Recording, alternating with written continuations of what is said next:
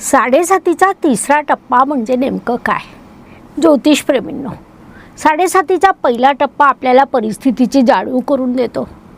दुसरा टप्पा त्या परिस्थितीत आपली परीक्षा घेतो आणि तिसरा टप्पा आपल्या आयुष्यातील शिकवणीचं फळ देण्यास सुरुवात करतो.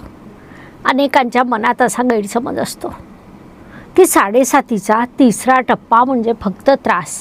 हा काळ अनेकदा आत्मपरीक्षण, अनुभवातून आलेली परिपक्वता आणि जीवनाला नवी दिशा देणारा असू शकतो. हो, या टप्प्यातही काही आव्हानं येतात. काहींना जुनी अपूर्ण कामं पूर्ण करावी लागू शकतात, काहींना महत्त्वाचे निर्णय घ्यावे लागू शकतात, तर काहींच्या आयुष्यात नातेसंबंध, करिअर, आर्थिक नियोजन किंवा अध्यात्म याबाबत मोठे बदल घडताना दिसू शकतात. परंतु या काळात एक गोष्ट विशेष जाणवते. व्यक्ती बाह्य परिस्थितीपेक्षा स्वतःच्या विचारांकडे, श्रद्धेकडे, जीवनाच्या खऱ्या उद्देशाकडे अधिक गांभीर्याने पाहू लागते. म्हणूनच माझ्या मते साडेसातीचा तिसरा टप्पा हा केवळ संघर्षाचा नसून स्वतःला अधिक चांगल्या प्रकारे ओळखण्याचा काळ आहे. म्हणूनच आज आपण जाणून घेणार आहोत साडेसातीचा तिसरा टप्पा आणि ईशान्य दिशेचा परस्पर संबंध. या प्रवासात मी तुम्हाला 3 वास्तविक अनुभव सांगणार आहे आणि शेवटी ईशान्य दिशेशी संबंधित 12 सोपे, सकारात्मक आणि तोडफोड न करता येणारे उपाय देखील सांगणार आहे.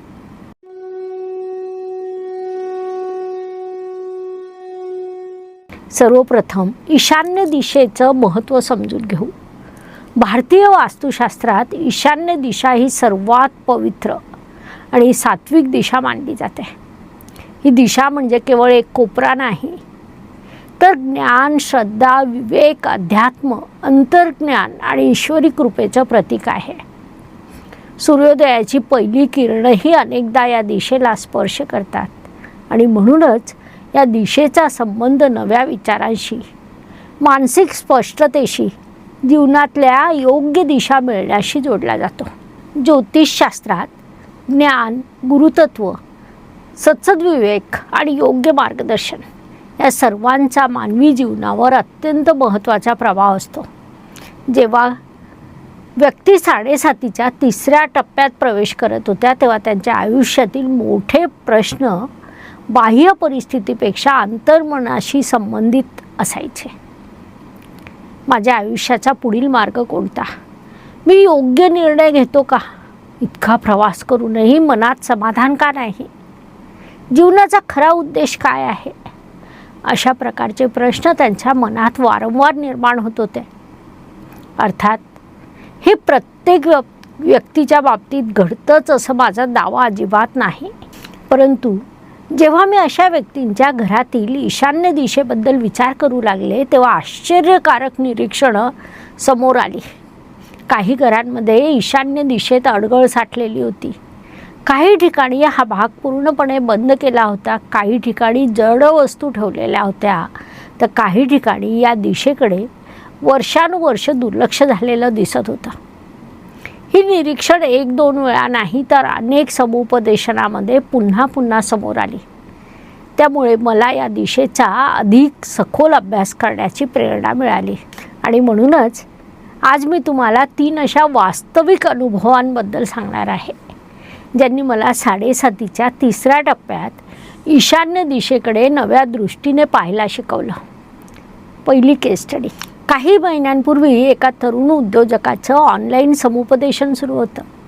व्यवसाय चांगला चालू होता, आर्थिक अडचण नव्हती, घरच्यांचा पाठिंबा होता, पण एकच समस्या त्यांना सतत त्रास देत होती. ते म्हणाले, मॅडम, प्रत्येक मोठ्या निर्णयाच्या वेळी मी गोंधळून जातो.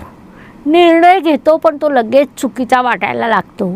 त्यामुळे अनेक चांगल्या संधी हातातून निघून जातात. मी त्याची जन्मपत्रिका पाहिली. साडेसातीचा तिसरा टप्पा सुरू होता. पत्रिका पाहिल्यानंतर मी त्यांना एक प्रश्न विचारला. तुमच्या घराच्या ईशान्य दिशेत काही अडगळ, जड वस्तू किंवा कायम बंद असलेला भाग आहे का? ते काही क्षण शांत राहिले. मग म्हणाले, मॅडम, त्या कोपऱ्यात आम्ही अनेक वर्षांपासून जुनं फर्निचर आणि न वापरणारं सामान ठेवलं आहे. मी त्यांना कोणतीही तोडफोड करण्यास सांगितलं नाही, फक्त त्या भागाची स्वच्छता करा, तो शक्य तितका मोकळा ठेवा आणि पत्रिकेनुसार सांगितलेले उपाय नियमित करा. काही महिन्यांनी त्यांचा संदेश आला, मॅडम निर्णय घेण्याची भीती कमी झाली आहे, मन अधिक शांत वाटतं, कामात पुन्हा स्पष्टता येऊ लागली आहे. ज्योतिषप्रेमींनो, याच गोष्टींकडे मी तुमचं लक्ष वेधू इच्छिते. योग्य निर्णय हा फक्त बुद्धीचा विषय नसतो, मनाच्या स्थैर्याचाही असतो. दुसरी एक केस स्टडी. एका दाम्पत्याचं ऑनलाईन समुपदेशन सुरू होतं. घर सुंदर होतं, व्यवसाय चांगला होता, आर्थिकदृष्ट्या कोणतीही मोठी अडचण नव्हती, पण घरात समाधान नव्हतं. लहान लहान कारणांवरून घरात वाद होते. मुलांशी संवाद कमी झाला होता. प्रत्येकाला असं वाटत होतं की सगळं असूनही काहीतरी कमी आहे. पत्रिका पाहिली. त्यापैकी एका व्यक्तीची 7:30चा तिसरा टप्पा सुरू होता. मी विचारलं, तुमच्या घराच्या ईशान्य दिशेत काही जड वस्तू, स्टोअर किंवा सतत बंद असलेला भाग आहे का? ते म्हणाले, हो, त्या भागात आम्ही स्टोअर रूम केली आहे. वर्षानुवर्ष तिकडे लक्ष दिलं नाही. मी त्यांना साधे सोपे बदल सुचवले. स्वच्छता, प्रकाश आणि पत्रिकेनुसार आवश्यक उपाय. 3 महिन्यांनी त्यांनी पुन्हा संपर्क केला. त्यांचं पहिलंच वाक्य होतं, मॅडम, अजूनही आयुष्यात आव्हानं आहेत, पण घरातील अस्वस्थता खूप कमी झाली आहे. आता एकत्र बसून शांतपणे बोलता येतं. ज्योतिषप्रेमींनो, समृद्धी म्हणजे फक्त पैसा नाही, मनशांतीही तितकीच महत्त्वाची असते. तिसरी केस स्टडी. एका तरुणीचं समुपदेशन सुरू होतं. ती म्हणाली, मॅडम, माझ्याकडे सगळं काही आहे, शिक्षण आहे, नोकरी आहे, कुटुंब आहे, पण तरीही मनात सतत रिकामपण जाणवतं. जीवनाचा उद्देश समजत नाही. कधी अध्यात्माकडे ओढ वाटायची, कधी सर्व गोष्टींबद्दल नकारात्मक विचार यायचे, कधी स्वतःवर विश्वास उरायचा नाही. मी तिची पत्रिका पाहिली. 7:30चा तिसरा टप्पा सुरू होता. मी तिला विचारलं, तुझ्या घराच्या ईशान्य दिशेत काही अडथळा, अडगळ किंवा दुर्लक्षित जागा आहे का? ती म्हणाली, हो मॅडम, त्या कोपऱ्यात आम्ही अनेक निरुपयोगी वस्तू ठेवलेल्या आहेत. घरातला तो भाग जवळजवळ वापरला जात नाही. मी तिला कोणतीही तोडफोड सांगितली नाही, फक्त ईशान्य दिशा स्वच्छ ठेव, त्या दिशेला प्रसन्न वातावरण निर्माण कर आणि पत्रिकेनुसार सांगितलेले उपाय नियमित कर. काही महिन्यानंतर तिचाच संदेश आला, मॅडम, माझे प्रश्न अजूनही आहेत, पण आता मी त्यांच्याकडे घाबरून नाही तर शांतपणे पाहू शकते. मनात पुन्हा श्रद्धा आणि सकारात्मकता जागी झाली आहे. ज्योतिषप्रेमींनो, आता मी तुम्हाला ईशान्य दिशेशी संबंधित 12 सोपे, सकारात्मक, तोडफोड न करता देखील करता येणारे उपाय सांगणार आहे. 7:30चा तिसरा टप्पा तुम्हाला सुरू असेल, जीवनात मानसिक गोंधळ, निर्णय क्षमता कमी होणं, श्रद्धा डळमळणं, अंतर्मन अस्थिर वाटत असेल तर हे उपाय नक्की करून पहा. उपाय क्रमांक 1, ईशान्य दिशा स्वच्छ आणि मोकळी ठेवा. माझ्या अनुभवात सगळ्यात जास्त दिसणारी गोष्ट म्हणजे ईशान्य दिशेत ठेवलेली अडगळ, जुनं सामान, तुटलेल्या वस्तू, निरुपयोगी वस्तू. या दिशेत शक्य तितक्या कमी ठेवा. स्वच्छता हीच सगळ्यात मोठी सकारात्मक पहिली सुरुवात आहे. ईशान्य दिशेला नैसर्गिक प्रकाश मिळू द्या.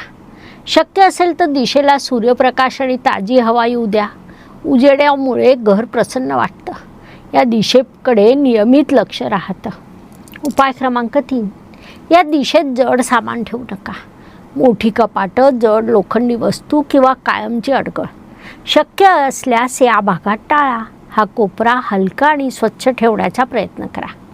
उपाय क्रमांक 4, ईशान्य दिशेतील स्वच्छतेची नियमित सवय लावा. आठवड्यातून किमान एकदा या भागाची विशेष स्वच्छता करा. कधीकधी मोठे बदल छोट्या सवयींमधून सुरू होतात. उपाय क्रमांक 5, पूजास्थान असल्यास ते स्वच्छ आणि सात्विक ठेवा. अनेक घरांमध्ये ईशान्य दिशेत देवघर असतं. जर तसं असेल तर त्या ठिकाणची स्वच्छता, नीटनेटकेपणा आणि शांत वातावरण जपा. पूजा ही केवळ विधी नसून मन एकाग्र करण्याची प्रक्रिया आहे. उपाय क्रमांक 6, नियमित प्रार्थना, ध्यान किंवा नामस्मरण करा. दररोज काही मिनिटं शांत बसा. प्रार्थना, ध्यान, जप किंवा आपल्या श्रद्धेनुसार कोणतीही साधना करा.